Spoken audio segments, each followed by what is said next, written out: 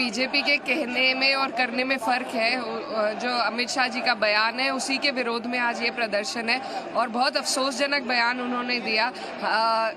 हमारे बाबा साहब ने सिर्फ पिछड़ों और दलितों के लिए नहीं बल्कि सभी के लिए अधिकारों की बात उन्होंने संविधान में की है और इस तरीके से अगर अपमानित किया जाएगा तो हिंदुस्तान बर्दाश्त नहीं करेगा। सारी दुनिया ने देखा है अमित शाह जी ने जो बोला है, लाइव टेलीकास्ट हो रहा था और उसके बाद झूठ पर झूठ बोल रहा है।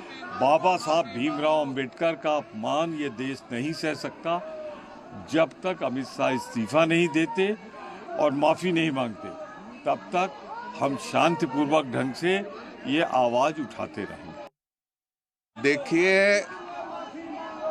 पूरे हिंदुस्तान ने नहीं बल्कि दुनिया ने देख लिया कि गृह मंत्री अमित शाह जी ने क्या भाषण दिया है और वो समझ चुके हैं कि उनसे एक महाभयंकर पाप हुआ है और इसीलिए प्रधानमंत्री जी के ट्वीट, अमित शाह जी का अपने भाषण पर मीडिया वालों के साथ बातचीत और आज उनके सांसदों का यहां पर मकरद्वार की सीढ़ियों पर कांग्रेस के खिलाफ प्रदर्शन, ये साफ दर्शाता है कि वो जान चुके हैं कि एक महापाप उन्होंने किया है।